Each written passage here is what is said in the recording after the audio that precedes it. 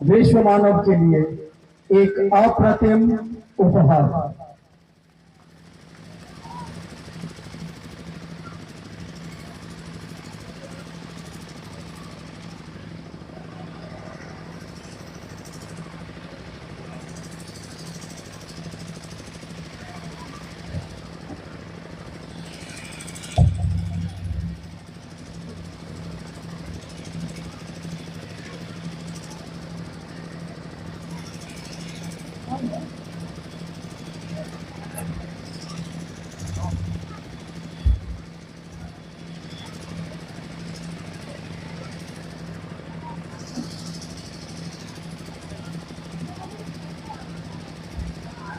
मेरे गुरु महेश्वर शिव को मेरा प्रणाम है।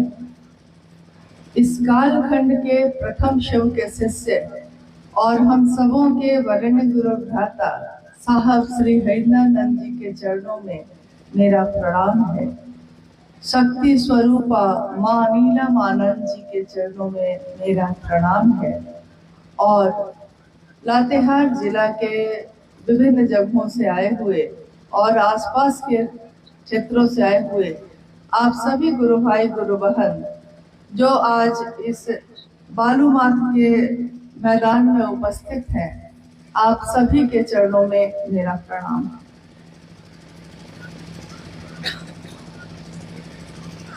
बालूमाथ के इस धरती पे बहुत वर्षों के बाद आना हुआ। हालांकि साहब के साथ इस रास्ते से हम लोग अनेक बार गुजरे हैं। यहाँ के गुरु भाई गुरु बहनों से मुलाकात भी होती रही है हमेशा, लेकिन बहुत समय के बाद एक शिव गुरु महोत्सव का आयोजन हुआ है। हम सबों का सौभाग्य है कि आज हम सब इस स्थान पे उपस्थित हुए हैं, एक दूसरे से मिल रहे हैं। और सही है कि साहब और दीदी हमार इतना महान कि धरती पे आके कैलन ऐसा काम कि देखा भेलन महान। धरती पे हमने भी जन्म लिया है, आपने भी जन्म लिया है।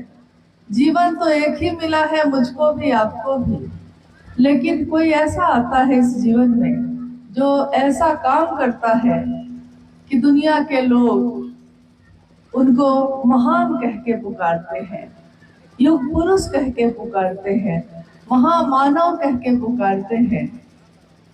आज हम सबों के जीवन में वरेण्य गुरु भ्राता साहब श्री हरिनानंद जी के कारण शिव मेरे और आपके गुरु हुए हैं।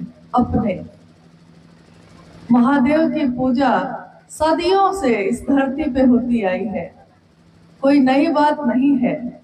यहाँ तक कि जब मानव सभ्यता बहुत विकास नहीं की थी, यहाँ तक कि लोग कपड़े पहनना नहीं जानते थे, खाना बनाना नहीं जानते थे, पेड़ों के नीचे रहते थे, गुफाओं में रहते थे, उस समय भी शिवलिंग की पूजा करते थे, प्रकृति की पूजा करते थे।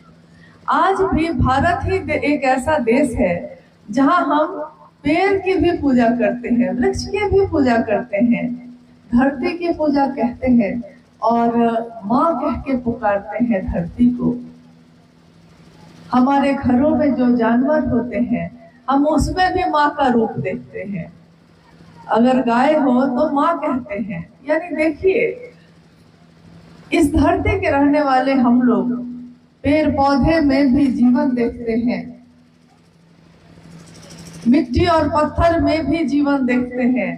तभी तो कहते हैं कि अगर पत्थर को भी रख के भाव उसमें डाल दिया है तो वो पत्थर भी बोल उठता है।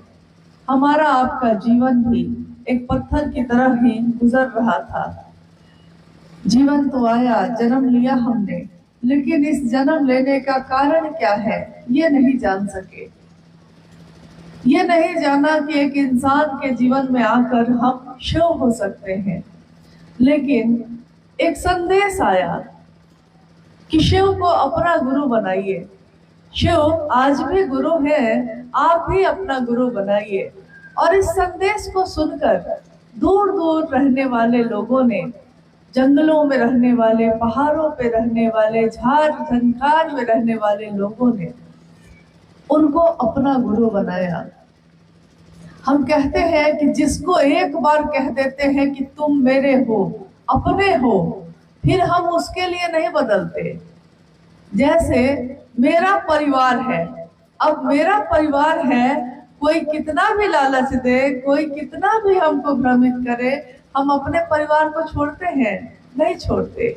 मेरा बेटा है, कितनी भी गरीबी आ जाए, कितनी भी लाचारी आ जाए, अपने बेटे को हम नहीं छोड़ते। लेकिन जैसे ही ईश्वर की बात होती है, भगवान की बात होती है, तो हम भगवान बदल लेते हैं, तुरंत ही बदल लेते हैं। साहब ने कहा कि उस शिव के साथ ऐसा मत करना, उस महादेव के साथ ऐसा मत करना, जैसा अपने घर में अपने बूढ़े बुजुर्गों के साथ हम लोग कर देते हैं कि जब वो जवान था तो घर का मालिक था, और जब वो वृद्ध हो जाता है, खटिया पे आ जाता है, तो घर के लोग उसकी तरफ देखते भी नहीं। खाना दे देते हैं, पानी दे देते हैं, लेकिन घर के मामले में उसकी राय लेना भी बंद कर देते हैं। साहब ने कहा, महादेव की दुनिया में आप रहते हैं, ये दुनिया किसकी बनाई हुई है?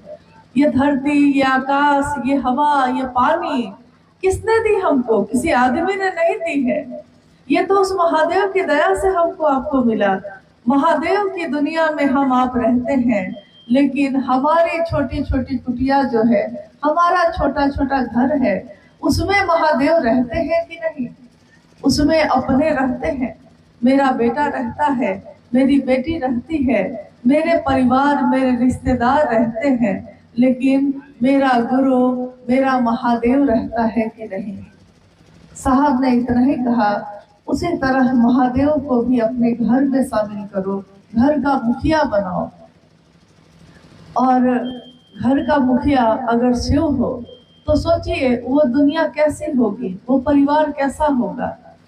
तो हमारे पास चाहे और कुछ हो या ना हो, लेकिन महादेव तो सबसे सुंदर गुरु हैं जो हमको आपको मिल गए हैं। इस जीवन में मानव का जीवन है। हम सोचते हैं कि कोई बहुत अच्छा है, कोई बहुत खराब है।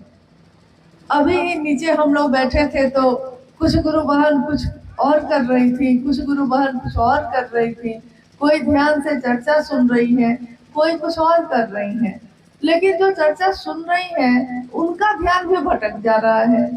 तो सोचिए कि अपनी यात्रा हमको याद नहीं आ रही, दूसरों की चिंता हमको सता रही है, अपनों की चिंता हमको सता रही है, लेकिन अपनी यात्रा भूल गए, अपनी यात्रा भूल गए। एक ही जीवन मिला है, आपके मेरे हाथ में है कि हम उस जीवन को कैसा बना सकते हैं। हम चाहे तो उस जीवन के रास्ते में कांटे ही कांटे बिछा दें, हम चाहें तो उन कांटों को फूलों में बदल दें। हम चाहते क्या है? जीवन एक ही मिला है, मानव का तन यही मिला है, फिर पता नहीं मिलेगा कि नहीं, नहीं जानते। क्योंकि जन्म लिया था, उससे पहले कहाँ थे ये तो किसी को नहीं पता। जन्म जब खत्म हो जाएगा, मौत आ जाएगी, फिर कहाँ जाएंगे किसी को नहीं पता। कहते हैं ना, इस पार प्रिय मैं हूँ तुम हो, उस पार न जाने क्या होगा। हम नहीं जानते कि जब मृत्यु होती है उसके बाद हम कहाँ जाते हैं। हाँ, ये विश्वास है कि महादेव के पास से आए हैं तो महादेव के पास ही तो जाएंगे, लेकिन महादेव को वापस लौट कर क्या मुंह दिखाएंगे कि आपने तो मुझको जन्म दिया था।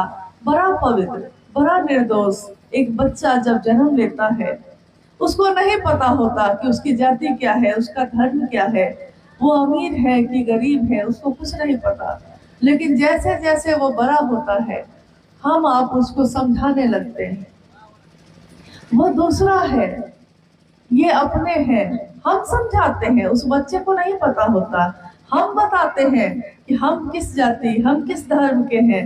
हम बताते हैं कि देखो वो अच्छा नहीं है या वो अच्छा है, लेकिन हम ये नहीं बताते उसको कि महादेव से जुड़ो। महादेव से जुड़ने वाला सबके लिए अच्छा सोचेगा। महादेव के बारे में कभी सुना है कि उन्होंने किसी का कल्याण नहीं किया हो? देवताओं का कल्याण भी अगर किया है तो राक्षसों का भी कल्याण किया है। इंसानों का अगर किया है तो नागलोक में रहने वाले जहर से भरे हुए नागों का भी कल्याण किया है। महादेव को तस्वीरों में हम लोग देखते हैं तो क्या महादेव ऐसे हैं? पता नहीं वो महादेव कैसे हैं, हम नहीं जानते। तव तत्त्वम न जानामि कीदृश्योऽसि महेश्वर। हे महादेव, आपके तत्व को हम नहीं जानते, आप कैसे हैं, आप क्या हैं, हम आपको देख नहीं पाते, हम आपके तत्व को जान नहीं पाते। लेकिन आप जो हैं, आप जैसे हैं, आपको हमारा बारंबार प्रणाम है, हम प्रणाम करते हैं। नहीं जानते कि वो कैसे हैं। हाँ, इतना जानते हैं कि इस जीवन में रास्ते चुनने का अधिकार आपको महादेव ने दिया है। आप अपने रास्ते को चुनते हैं। न्यूनतम व्यवस्था में रह के भी सुखी रहा जा सकता है, ये महादेव सिखाते हैं। चट्टानों पे पीछे देखिए पहाड़ है, चट्टान है, सूखी हुई भूमि है। किसान वर्ग में जो है, किसान भाई जो हैं, कितनी बार खेतों में फसल खत्म हो जाती है, तब भी एक उम्मीद, एक आशा के साथ फिर से फसल लगाते हैं, फिर से उसमें करते हैं। एक उम्मीद होती है कि सब कुछ अच्छा हो जाएगा। इन पहाड़ों पे रह के भी, इन चट्टानों पे सोकर भी सुखी रहा जा सकता है। कब? जब आपका मन सुखी हो। मन ही शांत नहीं हुआ, मन ही सुखी नहीं हुआ, तो फिर पैसा भी रह के आप सुखी नहीं रह सकते। लाख चीजें आपके पास आ जाए, कहाँ सुख रहता है किसी को। बड़े बड़े महल में रहने वालों को देखकर लोग सोचते हैं कि वो बड़े सुखी होंगे, लेकिन आप जाकर देखिए तो नींद नहीं आती उनको। रेशम के गद्दों पे नींद जब नहीं आती है तो नींद की दवा खाते हैं, तब भी नींद नहीं आती। और कितने लोगों को आपने देखा होगा कि दिन भर मजदूरी की है उसने, 400 रुपए हाथ में आए हैं, लेकिन सुख की नमक और रोटी खाकर सुख की चैन सोता है चट्टानों पे। बहुत पहले यही लातेहार के गुरु भाई हैं नन्नू जी, आए हुए हैं आज। उनसे मैंने एक बार पूछा था कि आप जो लातेहार के विभिन्न जगहों पे आप लोग गुरु भाई गुरु बहन जाते हैं, महादेव की चर्चा दूसरों तक पहुंचाने जाते हैं, तो कैसे जाते हैं? क्योंकि बहुत सुविधा नहीं है, बहुत सवारियां नहीं है और पैसे भी बहुत नहीं है कि होटल में खा लेंगे, तो आखिर कैसे जाते हैं? उन्होंने कहा कि मैं उसका वीडियो बनाकर भेजूंगा। छोटे छोटे वीडियो बनाकर उन्होंने भेजे थे। साहब उस समय शरीर में थे। साहब से मैंने उन तस्वीरों को और उन वीडियोस को दिखाया। उसमें दिख रहा है कि गुरु भाई गुरु बहन मीलों पैदल चल के जा रहे हैं, हाथ में पोटली बांधे हुए हैं, रखे हुए हैं और पैदल चले जा रहे हैं, जंगल में जाए जा रहे हैं। रास्ते में कहीं भूख लगी है तो चट्टान है, झरना है, पहाड़ी नदी और झरना है, वहां बैठ गए हैं। अपनी जो रोटी और प्याज का टुकड़ा है, थोड़ी सी सब्जी है, उसको खोला है, सब लोग मिल बांट के आपस में खा रहे हैं और फिर वहां से दूसरे गांव में बढ़ के महादेव की बात कर रहे हैं। कहते हैं महादेव का काम कौन करता है? महादेव का काम उनके गण करते हैं। महादेव के गण आभूषण पहन कर नहीं आते, महादेव के गण महलों में नहीं रहते। महादेव के गण, महादेव के लोग चट्टानों पे रहते हैं, जैसे मेरे महादेव रहते हैं। वो झरनों का पानी पीते हैं जैसे मेरे महादेव पीते हैं। जैसे पर्वतों पे उनका परिवार दिखता है, जैसे बर्फ में भी बैठे हुए वो निहंगी शमशानी परम शांत है, वैसे ही उनके गण, उनके लोग, उनके शिष्य धरती पे विचर रहे हैं, चल रहे हैं। और साहब ने कहा कि आपको पता नहीं है शिव शिष्यों की कीमत क्या होती है। शिव शिष्यों की कीमत ये होती है कि वो चाहे तो धरती पे क्या नहीं हो, लेकिन क्योंकि वो शिव के सानिध्य में रहता है, शिव के नजदीक उसका मन रहता है, इसीलिए वो परम शांत भी रहता है। जीवन में लाख हलचल हो जाए, जीवन में लाख उतार चढ़ाव हो जाए, लेकिन वो शांत रहता है, सुखी रहता है। महादेव महादेव कहता हुआ मगन रहता है, दीवाना बना रहता है। घर द्वार भी चलता रहता है, महादेव का काम भी चलता रहता है। महादेव तुम मेरे हो जाते तो निर्वाह हमारा हो जाता, थोड़े से गुजारा हो जाता, थोड़ा सही होता मेरे पास तो हम उससे ही गुजारा कर लेते। साहब और दीदी का जीवन जब हम देखते हैं, माँ नीलम आनंद पलामू जिले की ही बेटी है। एक समय लातेहार और पलामू एक ही था, बाद में ये अलग जिला बना है, लेकिन पलामू जिले की बेटी, मनातूगढ़ में उनका परिवार एक राज परिवार, मनातूगढ़ जैसे घर में उनका जन्म हुआ। जंगल थे, चारों तरफ जंगल ही जंगल थे। जब साहब का विवाह हुआ माँ नीलम आनंद जी से, तो साहब हमेशा ये सब बताते कि उनके घर के चारों तरफ जंगल ही जंगल था। यहाँ तक कि हिरन बाघ तक नजदीक में आ जाते थे घर के, लोग छतों से देख सकते थे। यानी प्रकृति में बसा हुआ वो घर। और उस घर से निकलकर माँ नीलम आनंद जब साहब श्री हरिंद्रानंद जी के साथ दुनिया में निकली, तो राज परिवार में पली बढ़ी बेटी, डिप्टी कलेक्टर की पत्नी। कहते हैं ना कि ऐसी लागी लगन मीरा हो गई मगन, वो तो गली गली हरि गुण गाने लगी। ऐसी लागी लगन कि वो माँ नीलम आनंद साहब हरिंद्रानंद जी के साथ जंगलों में, पहाड़ों पे, धरती के कोने कोने में जाकर महादेव की बात करने लगी। आज हम आप यहाँ बैठे हैं, आज साहब और माँ नीलम आनंद शरीर में नहीं है, लेकिन हम शिव शिष्यों के दिलों में हैं। हमारे दिल ही उनका मंदिर है। साहब ने एक बार कहा भी कि शिव के शिष्य जो चलते फिरते अपने महादेव की बात कहते हैं दूसरों से, ये चलते फिरते मंदिर हैं, जहाँ जाते हैं अपने महादेव के नाम का दिया जलाते हैं।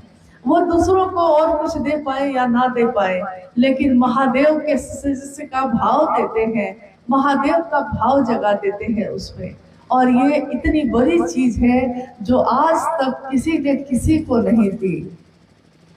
किसी ने ठंडा लगी है तो कंबल दे दिया है, किसी ने भूख लगी है तो भोजन करा दिया है, लेकिन किसी ने महादेव को लेकर महादेव को दिया है, ऐसा किसी ने आज तक नहीं किया था। लेकिन आज ये भी हुआ। हम सब शिव के शिष्य अपने साहब और दीदी के संकल्प को याद करते हैं।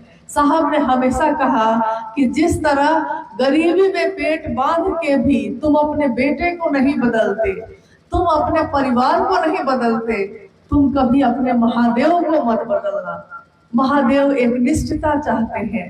महादेव प्रेम की धारा है, वो प्रेम और समर्पण।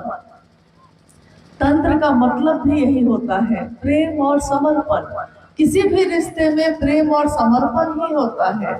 आपने देखा होगा कि किसी से प्रेम हो जाए किसी को, तो वो कहता है कि तुम मुझको ना चाहो तो कोई बात नहीं है, लेकिन गैर को चाहोगी तो मुश्किल होगी। मतलब वो कहता है कि तुम मुझको चाहो सिर्फ। लेकिन साहब हरिंद्रानंद जी ने तो कहा कि मैंने शिव को प्रेम किया है और मैं चाहता हूँ कि धरती का हर व्यक्ति उस महादेव को प्रेम करे, उसका शिष्य बने। हमारे आपके अंदर कोई पात्रता नहीं है, कोई योग्यता नहीं है। हम लोगों ने बहुत किताबें नहीं पढ़ी हैं, शास्त्र नहीं पढ़े हैं। ये शिव गुरु का मंच है जिसपे आज ये चर्चा हो रही है। ये शिव गुरु का मंच, इस पे शिव के शिष्य ही बैठते हैं और बात करते हैं। शिव की तरफ से वही बोलते हैं, वही सुनते हैं। लेकिन इस पे कोई विद्वान नहीं बैठा है, कोई प्रवचन करता नहीं बैठा है, कोई सत्संग करने वाला, कोई कथावाचक नहीं बैठा है।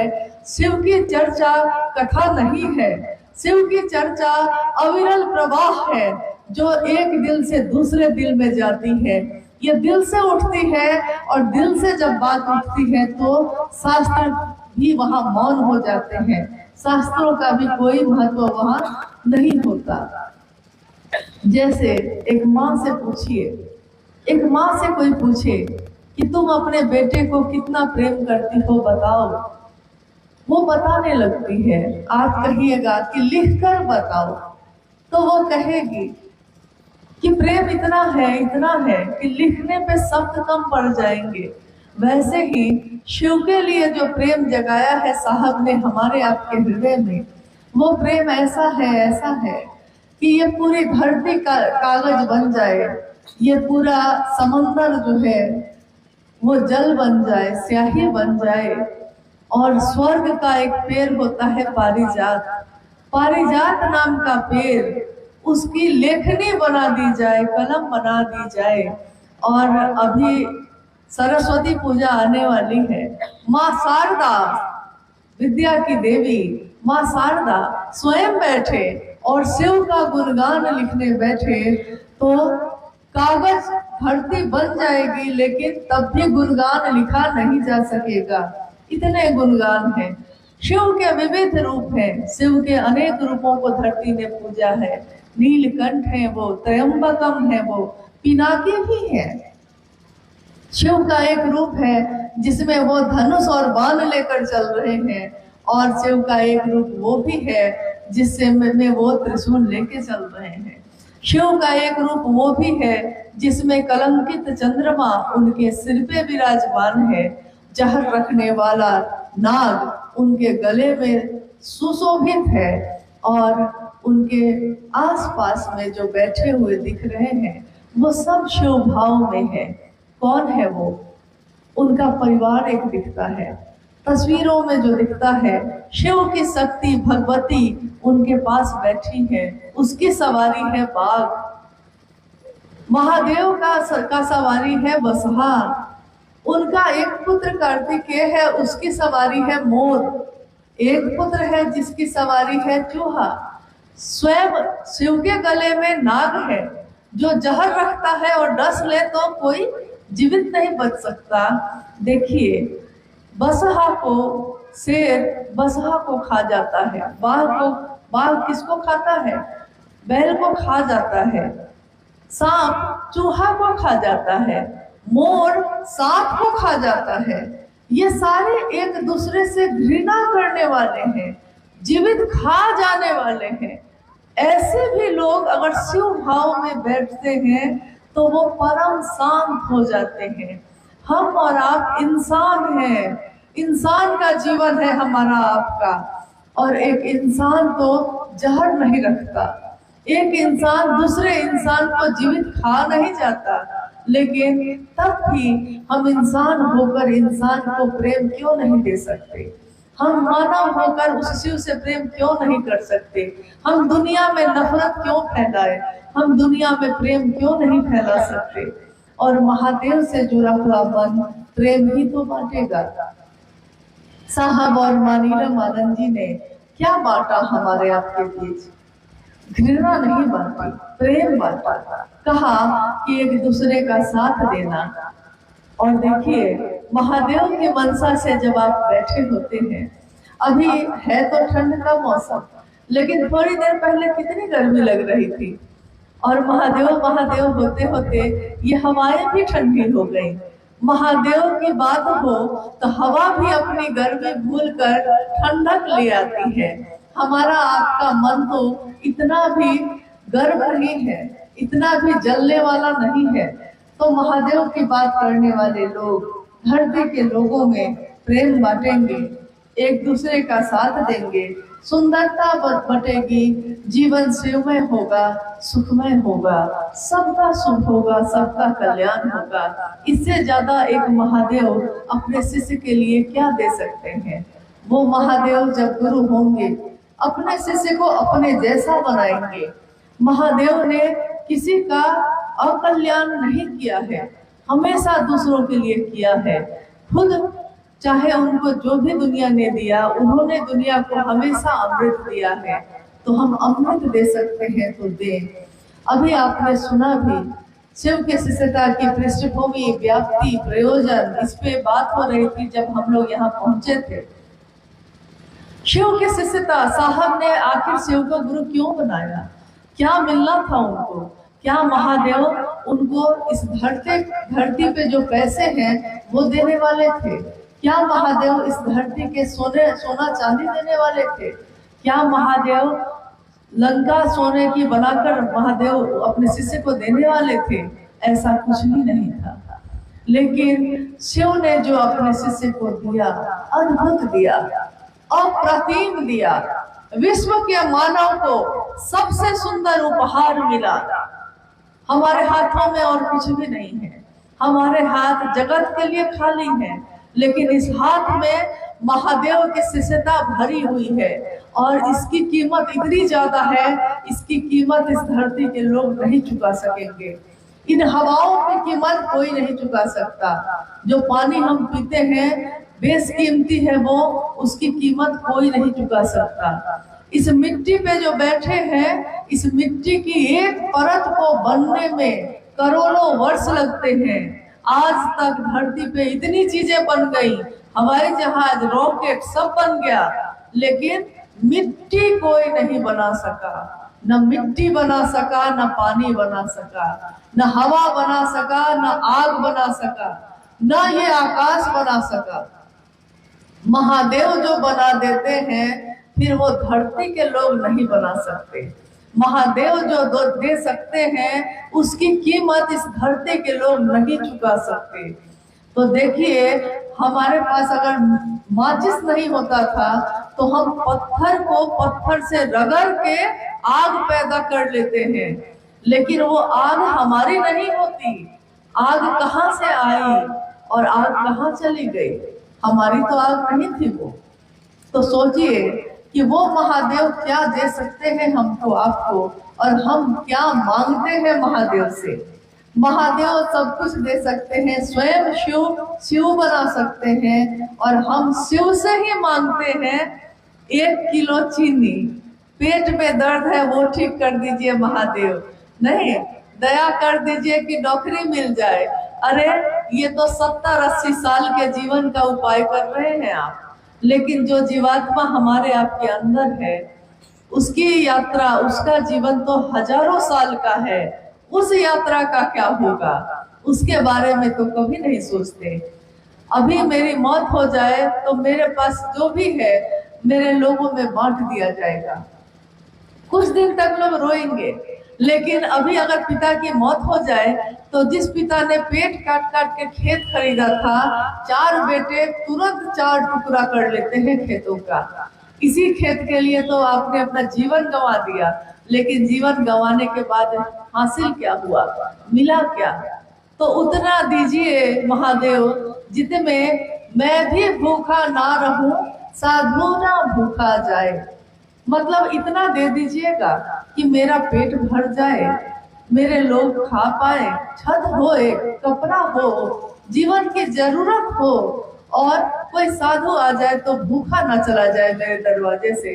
इतना बहुत है महादेव। महादेव महादेव करते हुए इस जीवन को जी लेना है, आगे बढ़ जाना है। बाकी आगे तो महादेव जानेंगे, और हम क्या जाने महादेव क्या चाहते हैं। एक जगह पे किसी ने कहा कि अरे हम क्या जाने महादेव क्या चाहता है, कोई नहीं जानता महादेव क्या चाहता है। आइए हम लोग कुछ जिज्ञासाओं पे बात करते हैं। जो यहाँ के क्षेत्र में अगर कोई समस्या, कोई बाधा या कोई ऐसी जिज्ञासा जो शिव के लिए हो, वो आई हो, तो हम उस पर बात करने की कोशिश करते हैं। जिज्ञासा है बालूमाथ के गुरु भाई है नागेंद्र जी। शिव गुरु महोत्सव एक पूर्णता आध्यात्मिक आयोजन है, कैसे, कृपया समझाया जाए। शिव गुरु महोत्सव एक पूर्णता आध्यात्मिक आयोजन है। आपने देखा होगा अभी लोग थोड़ा ज्यादा है तो मंच भी बनाने की जरूरत पड़ जाती है, लेकिन अगर लोग कम हो तो हम मंच भी नहीं बनाते।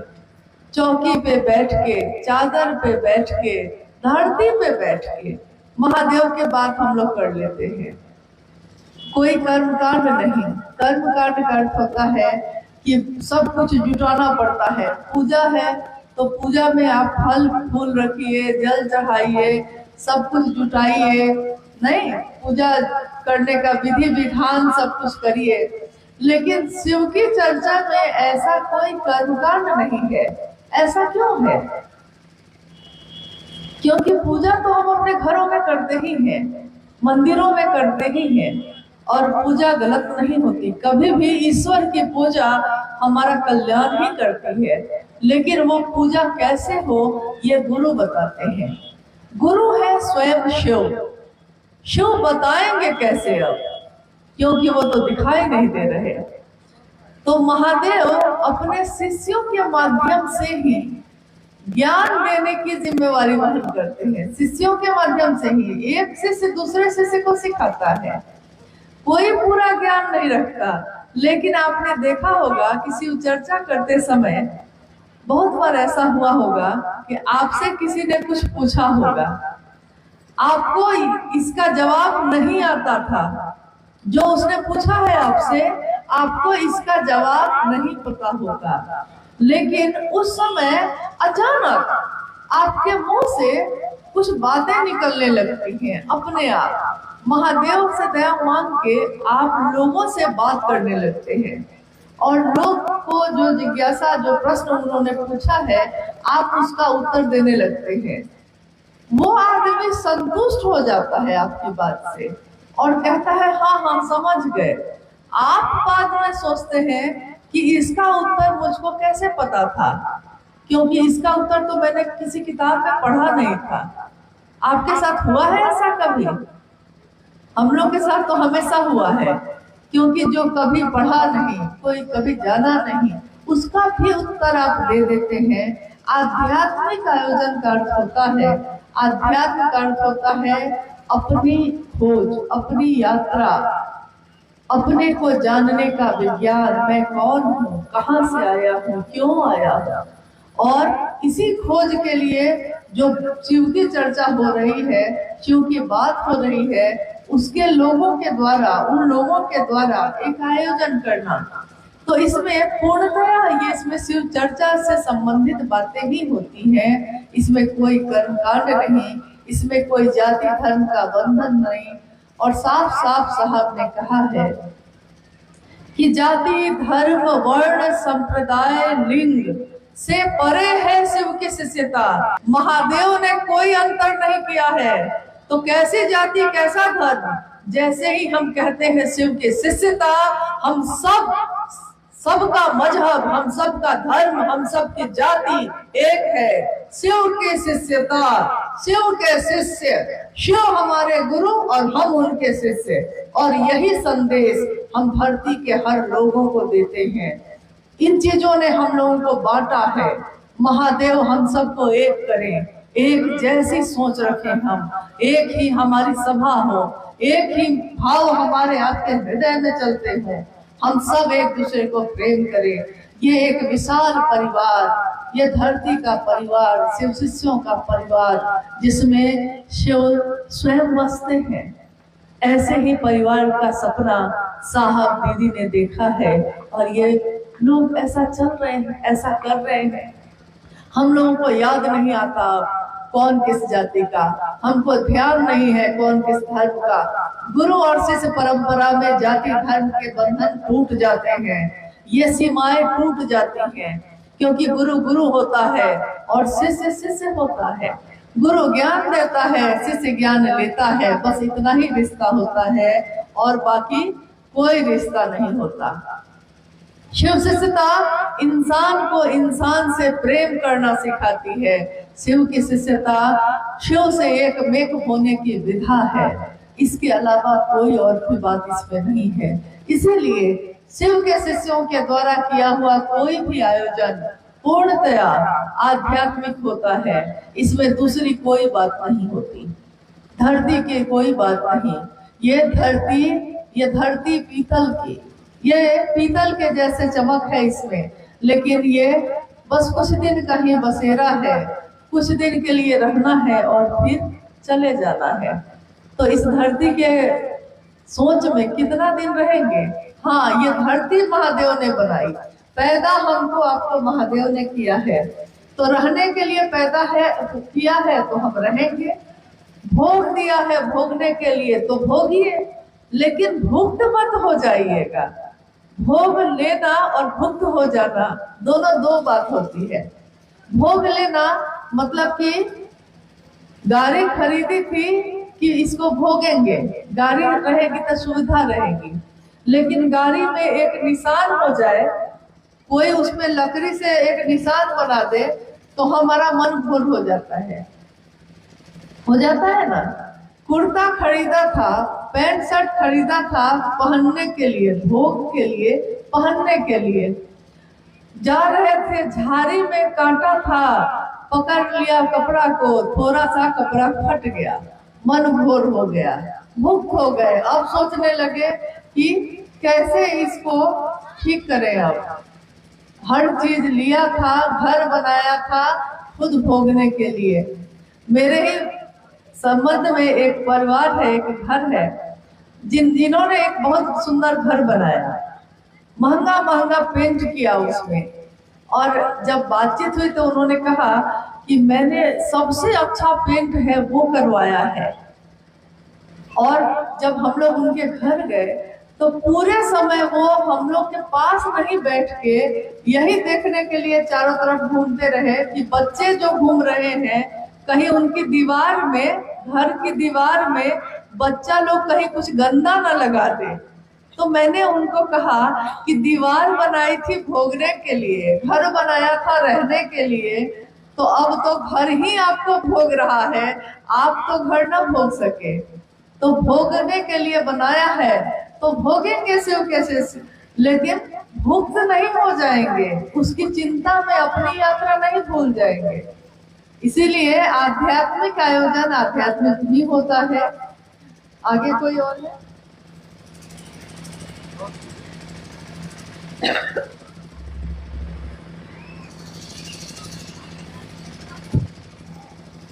एक जिज्ञासा है, शिव को क्यों गुरु बनाए,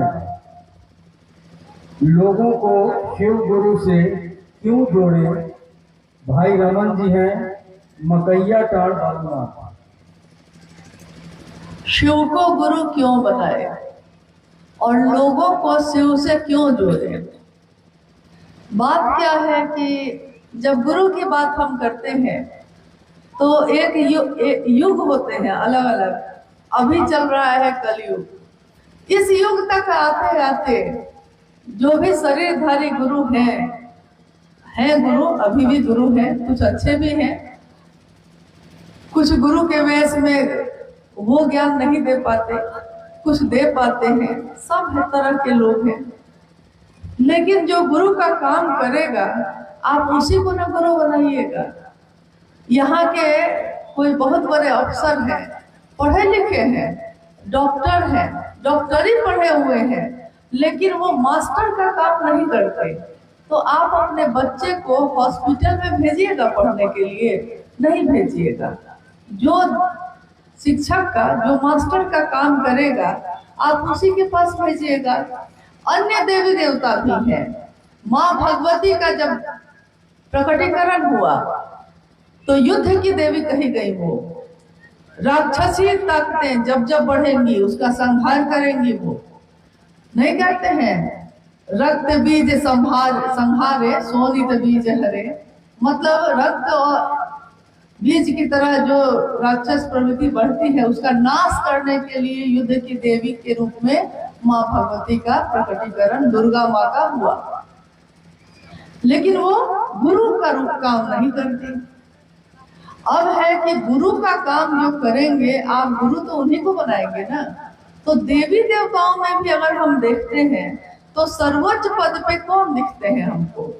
सारे देवी देवता अभी याद कर लीजिए आप, और उसके बाद आप कहिए कि महागुरु किसके नाम के साथ लगा हुआ है। किसी के नाम के साथ महागुरु लगा हो, जगत गुरु लगा हो, आदि गुरु लगा हो, एकमात्र महादेव के नाम के साथ लगा हुआ है महाकाल, महामृत्युंजय, महायोगेश्वर। यानी कोई भी चीज जो इस धरती पे है उसमें सबसे ऊपर में कौन बैठा है, तो वो महादेव स्वयं बैठे हैं। इस छोटे से पहाड़ पे कोई इधर से चढ़े, लेकिन उन पर कौन बैठा है, तो वो महादेव स्वयं बैठे हैं। जब गुरु की श्रृंखला में हम जाते हैं तो गुरुओं के भी गुरु है शिव, सदगुरुओं के भी गुरु है शिव। जगत के गुरु कौन है, तो शिव। उनको कहा गया जगत गुरु। जगत गुरु को प्रणाम करते हैं हम लोग। शंकर पड़ा ही नाम इसलिए कि ज्ञान देने के कारण तू शंकर है, तू ज्ञान देता है इसलिए तेरा नाम शंकर है। संभवे गुरुवे नमः, तुम त्रिभुवन गुरु वेद बखाना। यानी जहां भी बखान है वहां क्या कहा जा रहा है कि महादेव गुरुओं के भी गुरु हैं। हम कहेंगे कि जब हमारा काम छोटे मोटे गुरु से चल सकता है तो हम महादेव को गुरु क्यों बनाएं।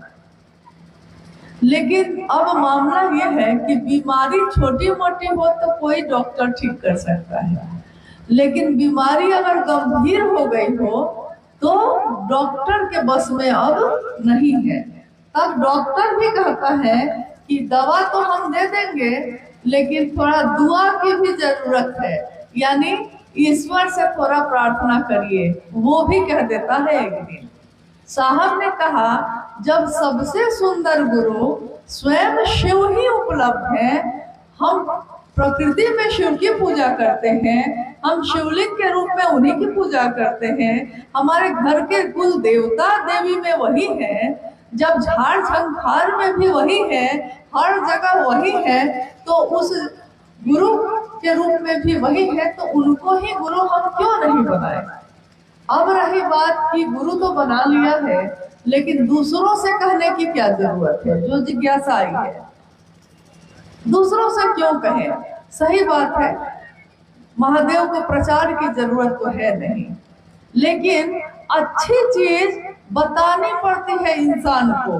आप गौर कीजिएगा कि जब घर में बच्चा होता है ना, तो बच्चा जब बड़ा होने लगता है और घर में कोई आते हैं तो बच्चे को सिखाना पड़ता है, बउआ उठो, चचा आए हैं, पाँव छू के प्रणाम करो। तो बच्चा उठता है, पाँव छू के प्रणाम करता है। बदमाशी करने के लिए उसको नहीं सिखाना पड़ता, वो सारी बदमाशी करके आ जाएगा। लेकिन अच्छा काम जब भी आप कहिएगा तो अच्छा काम करने के लिए सिखाना पड़ता है, शैतानी करने के लिए नहीं। जैसे आप देखिएगा कि गलत काम करना है तो कोई मुहूर्त नहीं निकालता। कभी सुना है कि गलत काम करने के लिए कोई मुहूर्त निकाल के बैठा है? लेकिन जब अच्छा काम करना है, शादी ब्याह करनी है, गृह प्रवेश करना है, कहीं की यात्रा करनी है, तब देखिएगा कि लोग मुहूर्त निकालेंगे। उस समय सुंदर समय कौन सा है, गलत काम के लिए नहीं निकाले, सुंदर काम के लिए आप निकाल रहे हैं। तो महादेव की बात दूसरों तक पहुंचाने के लिए भी हमको इसलिए इस काम को करना चाहिए क्योंकि अच्छा काम भी दूसरे को सिखाना पड़ता है। और अगर जबरदस्ती भी किसी का भला करना पड़े तो कर देना चाहिए। जैसे बहुत लोग ऐसे हैं जो बीमार पड़ेंगे, हॉस्पिटल नहीं जाते हैं, तो आप उनके शुभचिंतक हैं तो आप क्या करते हैं, आप उनके घर में उनके पास जाते हैं तो कहते हैं कि डॉक्टर से दिखाए हैं, वो कहते हैं कि नहीं ठीक हो जाएगा। आप जबरदस्ती उसको लेके डॉक्टर के पास जाते हैं। शुभचिंतक है, शुभ सोचते हैं उसका। जबरदस्ती भी अगर अच्छा काम करना पड़े तो कर लेना चाहिए। महादेव गुरु हो जाए और हमारा मन का बीमारी सब ठीक हो जाए, हमारे मन की सारी बीमारी ठीक हो जाए, अगर ऐसा हो सकता है तो हम जबरदस्ती भी अगर करना पड़े हमको, तो हमको ये काम कर लेना चाहिए। जबरदस्ती में भी अगर प्रेम हो सकता है तो हो जाए, कोई दिक्कत नहीं है। और महादेव से प्रेम होगा तो उसका शुभ ही होगा, कल्याण ही होगा। आप उसको चाहे और कुछ दे पाए नहीं दे पाए, महादेव तो दे सकिएगा। इसलिए महादेव की बात दूसरों तक पहुंचाइए। और ये शिष्य के रूप में गुरु दक्षिणा का काम भी करता है। जब किसी को आप गुरु मानते हैं तो आप उसको गुरु दक्षिणा देना चाहते हैं। गुरु शिष्य परंपरा में ये होता है, गुरु को दक्षिणा देनी पड़ती है। महादेव गुरु हैं, हम सब उनके शिष्य हैं। अब बताइए, महादेव गुरु दक्षिणा मांग रहे हैं, क्या दीजिएगा? क्या दे सकते हैं हम उनको? गुरु को गुरु दक्षिणा में क्या दे सकते हैं? दीक्षा तो आ गया है, दीक्षा तो हो गई है। मन में विचार आना किसी मेरे गुरु हैं, यही है दीक्षा। अब है कि गुरु दक्षिणा भी देनी पड़ेगी। तो गुरु दक्षिणा में हम लोग उस महादेव को क्या दे सकते हैं? जो देंगे वो कम ही होगा। हाँ, यही अभी गुरुवान बोली कि शिष्य बना कर देंगे। एक शिष्य अपने गुरु को शिष्य का उपहार ही तो दे सकता है, तो वो देता है। इसके लिए भी शिव के शिष्य अपने गुरु शिव की चर्चा दूसरों से करते हैं, ताकि स्वयं भी शिव शिष्य बन सके, दूसरे भी बन सके। दूसरे को स्टेशन पहुंचाने में हम खुद भी स्टेशन पहुंचते हैं। दूसरों से शिव की चर्चा करने में मेरा मन भी शिव की तरफ चलता है। और अंतिम तक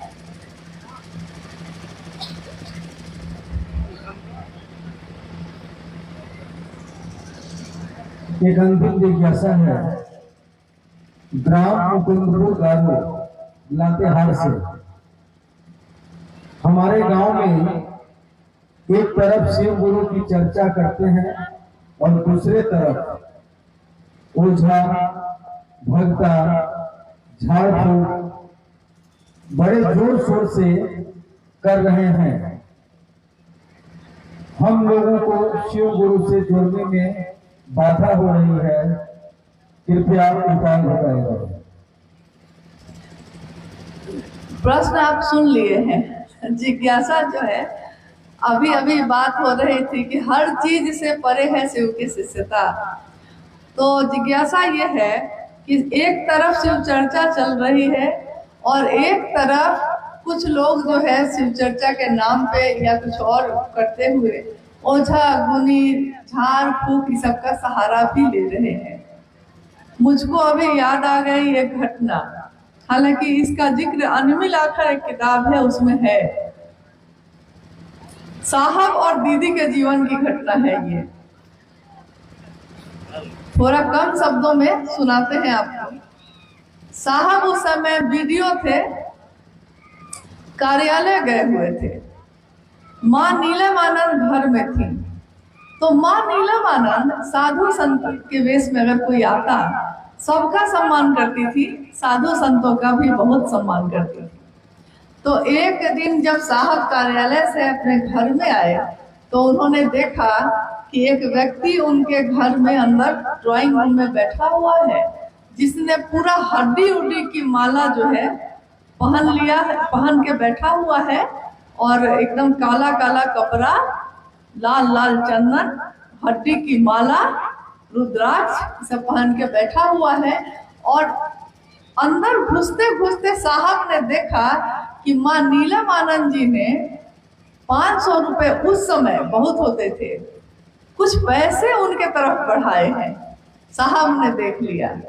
तो बैठने के बाद साहब ने कहा कि ये महाशय कौन है? तो माँ नीलम आनंद उस समय, अनुभव जो आए हुए हैं उनकी तबीयत थोड़ी खराब थी उस समय, तो उन्होंने उन व्यक्ति ने उनको कहा था कि हाँ हम जो है कुछ पूजा पाठ कर देंगे तो अच्छा हो जाएगा कुछ। तो इसके लिए नहीं कि वो कर देता, साधु का सम्मान कर रही थी वो, तो उन्होंने कहा कि ठीक है कर दीजिएगा, कोई बात नहीं। हालांकि उनको जरूरत नहीं थी इसकी, लेकिन एक नारी का स्वभाव, एक महिला का स्वभाव जो होता है, करुणा ममता रहती है, तो उन्होंने कहा कि जब कह रहे हैं चलिए आप भी कर दीजिएगा, क्या होगा। लेकिन साहब का स्वभाव तो वैसा नहीं था, उनका तो था गोरी वाला स्वभाव। वो जब घुसे, उन्होंने देखा और कहा कि नीलम, इनको भोजन वोजन कराओ। तो माँ जो है, माँ नीलम आनंद जी को शक तो हुआ इस बात पे कि बात क्या है कि ये हमको अंदर खाना के लिए भेजने लगे हैं, लेकिन शक से देखते हुए वो अंदर चली गई। जैसे ही वो अंदर गई, साहब ने उसको कहा कि वो जो पैसा लिए थे अभी अभी निकाल के सीधे बाहर रख दो, और ये जो गले में जो जो चीज है ना सब उतारो और यहाँ रख दो, और सीधे यहाँ से बाहर भागना, नहीं तो जेल में डालेंगे सीधे। अब वो घबरा गया बेचारा, सब उतार उतार के रख भी चुका था वो। लेकिन तब तक माँ नीलम आनंद आ गई, तो उन्होंने साहब से कहा कि आप सबको डरवा क्यों देते हैं, अरे जब मैंने पैसा दे दिया है तो कोई बात नहीं, देने दीजिए। तो खैर वो चले गए, आई गई बात हो गई। बात ये नहीं है कि तंत्र नहीं होता, तंत्र है, लेकिन तंत्र का अर्थ ही होता है प्रेम और समर्पण। तंत्र का अर्थ ये सब नहीं है ओझा गुनी झाड़ फूंक। जब आपके गुरु शिव स्वयं ही आचार्येंद्र हैं, महातांत्रिक भी वही हैं, तंत्र के भी ईश्वर कौन है, तो शिव स्वयं है। तंत्र के भी की भी जितनी धाराएं हैं वो कहाँ से निकली है, तो शिव से ही निकली है। जब राजा ही आपका अपना है, जब शिव ही अपना है, तो बाकी हमको किससे झरवाना है, किससे फुकवाना है, इसकी जरूरत कहाँ है। नहीं, एक बार एक राजा मुनादी करवा दिया। मुनादी मतलब समझ रहे होंगे आप, मुनादी मतलब होता है एक गांव में ढोल जैसा रहता है, उसको बजा बजा के गांव के लोगों को इकट्ठा किया जाता है एक जगह कि भाई सबको आइए, कोई सूचना देनी है। तो एक राजा ने मुनादी करवाई अपने राज्य में कि अगले दिन कल मैं अपने महल का दरवाजा खोल दूंगा, और मेरे महल में कल जितने भी लोग आएंगे वो सारे लोग जो छू लेंगे हाथों से, जो भी छू लेंगे वो चीज उनकी हो जाएगी। अब जैसे ही राज्य के लोगों को ये पता चला कि राजा अपने महल में हर चीज देने को तैयार है, जो छू लेंगे सोद मिल जाएगा, तो सुबह सुबह पूरे राज्य की जनता जो है महल के दरवाजे पे पहुंच गई। महल का दरवाजा खुला, प्रजा जो है, जनता अंदर घुसी। कोई दौड़ के राजा का जो सिंहासन है, जो सोना का बना हुआ है, कोई उसको छूता है, कोई चांदी का बना हुआ सिंहासन है उसको छूता है, कोई बर्तन सोना का छू रहा है, कोई कुछ छू रहा है, जिसको जो छू रहा है मिल जा रहा है। और राजा अपने कुछ सिपाहियों के साथ एक तरफ कोने में खड़े होके सबको देख रहे हैं। एक व्यक्ति उस भीड़ में से तेजी से राजा के तरफ बढ़ा, राजा के तरफ आने लगा। तो सिपाही लोग जो थे राजा के पास, उन्होंने रोका, कहा कि राजा के पास क्यों जा रहे हो। लेकिन राजा ने देख लिया, तो राजा ने कहा कि आने दो। राजा को लगा कि शायद कुछ मांगना चाहता होगा, तो वो तेजी से राजा के पास आया और सीधे राजा को ही छू दिया, गया और सीधे राजा को छू दिया। अब तो सारे लोग स्तब्ध हो गए, इसने तो राजा को ही छू दिया गया। तो जो राजा हो गया उसका, तो राजा की सारी चीजें किसकी हो गई, उसी की ना।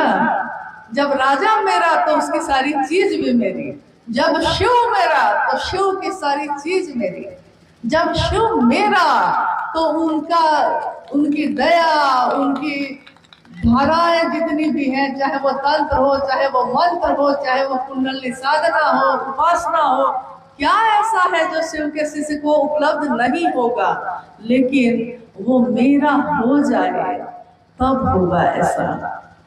और वो मेरा कैसे हो सकता है? मन ही मन उस शिव से दया मांगिए।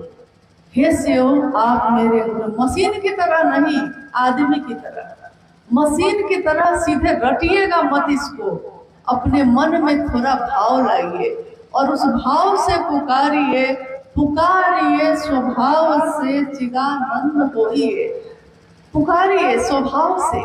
हे शिव, आप मेरे गुरु हैं, मैं आपका शिष्य हूँ, मुझ शिष्य पर दया कर दीजिए, मुझ शिष्य पर दया कीजिए।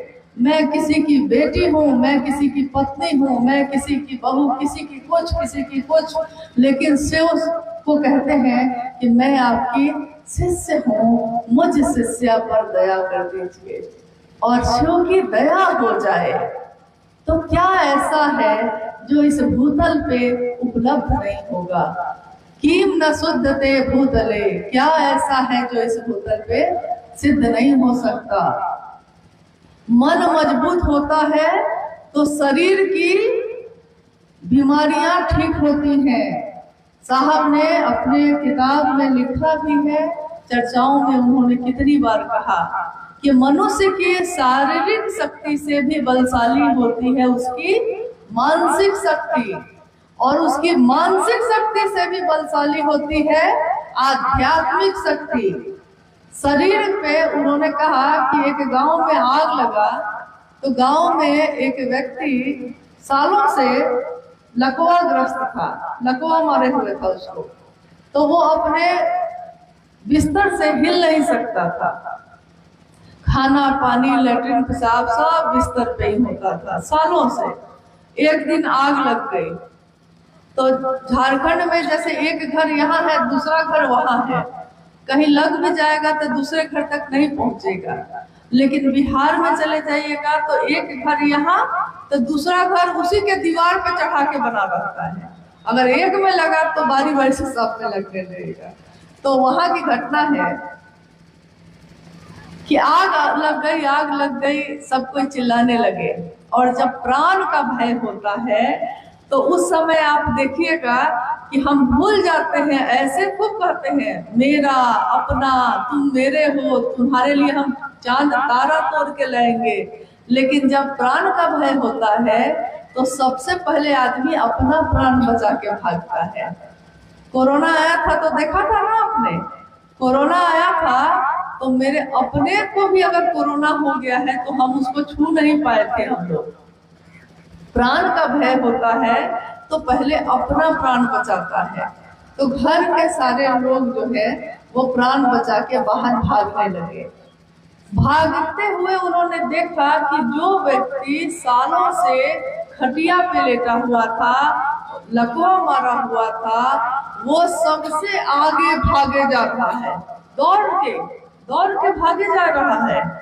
सबको लगा कि ये कैसे हो सकता है, इस सालों से हिलता नहीं था, हुआ क्या था? उसने देख लिया कि सारे सहारे छूट गए, कोई मुझको नहीं बचाएगा। जब तक उसको लगता रहा कि सब है मेरे लिए देखने वाला, वो अपना मानसिक शक्ति लगाया ही नहीं। लेकिन जब देखा कि सब भाग गया, अब हम तो जल के मर जाएंगे, तो उसने अपनी सारी मानसिक शक्ति इकट्ठी कर ली कि बचना है हमको, बचना ही है हमको। और उसने महादेव को पुकारा कि महादेव हमको बचाइए। और मानसिक शक्ति को आध्यात्मिक शक्ति का सहारा मिल गया, शरीर पर से उस चीज का प्रभाव ही खत्म हो गया। बताइए, अगर आध्यात्मिक ताकत लेकर आप अपनी मानसिक और शारीरिक बीमारी ठीक कर सकते हैं तो आपको क्या जरूरत है इन सब चीज करने की? सीधे महादेव से जुड़ जाइए और महादेव से दया मांगिए, उनकी चर्चा पूरा करिए, और जैसे आता है वैसे ही महादेव को प्रणाम करिए। बहुत लोग कहते हैं कि मेरे पास माला नहीं है रुद्राक्ष की, तो हम कैसे प्रणाम करें? कोई इतना गरीब होता है कि अगले दिन वो क्या खाएगा इसके लिए भी सोचता है। तो उसके लिए मुश्किल है कि 200 की माला कहाँ से खरीदेगा। लेकिन माला प्रणाम नहीं करती, प्रणाम तो हमारा मन करता है, मेरा दिल करेगा प्रणाम। तो हम अगर कंकड़ पत्थर 108 बार रख के, कंकड़ से भी अगर जोड़ के महादेव को प्रणाम कर देंगे, तब भी महादेव उस प्रणाम को ग्रहण करते हैं। हम अपने सांस पे चढ़ाएंगे नमः और उतारेंगे शिवाय, तब भी महादेव उस प्रणाम को स्वीकार करते हैं। इसलिए प्रणाम देने की कोशिश करिएगा, कर्मकांड में मत रह जाइएगा कि कैसे करें, किधर से करें। जैसे आता है वैसे करिए, जिस भाषा में आता है उस भाषा में करिए। कुछ नहीं आता है तो नमः शिवाय सोचकर ही कर लीजिए, लेकिन करिए और एक निष्ठ रहिएगा। ये नहीं कि आज इसको पुकारा है कल उसको पुकारेंगे। महादेव के लोग अपने देवता नहीं बदलते, अपना आराध्य नहीं बदलते, अपने इष्ट को नहीं बदलते, अपने गुरु को नहीं बदलते। जो मान लिया, साहब महेंद्रानंद जी ने शिव को गुरु मान लिया तो मान लिया। अब सारी दुनिया एक तरफ हो जाए तब भी शिव ही उनके गुरु होंगे। किसी लड़के ने किसी लड़की से प्रेम कर लिया है, जाति से बेदखल कर दिया जाता है, गांव से निकाल दिया जाता है, लेकिन प्रेम कर लिया है तो प्रेम फिर किसी चीज की परवाह नहीं करता। प्रेम प्रेम होता है। शिव से भी हो जाए वो प्रेम तो पूरी दुनिया एक तरफ और शिव एक तरफ अगर होंगे तो शिव के शिष्य शिव को ही चुनेंगे, क्योंकि अगर राजा अपना होगा तो पूरी दुनिया अपनी हो ही जाएगी। कहाँ जाएगी? महादेव की दया, महादेव की करुणा कण कण में है, फैली है, बिखर रही है। हमको आपको अपने आंचल में उसको समेट लेना है, बस इतना ही करना है। लिए आज का ये शिव गुरु महोत्सव जो यहाँ बालूमाथ और लातेहार के गुरु भाई गुरु बहनों ने आयोजित किया है, हम सबका सौभाग्य है, परम सौभाग्य है कि इसमें आने और आप सबों से भेंट करने का मौका मिला है। ये महादेव की असीम दया है। जहाँ भी नजर जा रही है साहब महेंद्रानंद जी की तस्वीर नजर आ रही है। शिव के शिष्यों को शिव शिष्यता का उपहार देने वाले की तस्वीर हर दिल में छपी रहे हमेशा। वो साहब जिस तरह शिव हमेशा है, थे, रहेंगे, वो साहब और मेरी माँ नीलम आनंद भी हमेशा शिव शिष्यों के दिलों में इसी तरह बसी रहे और हम उनका प्रेम, उनकी छाया प्राप्त करते रहे। शिव की करुणा हम सबों के जीवन में बरसती रहे। शिव मैं हो हमारा जीवन सुखमय हो, इसी की कामना है। आप सभी के चरणों में मेरा प्रणाम।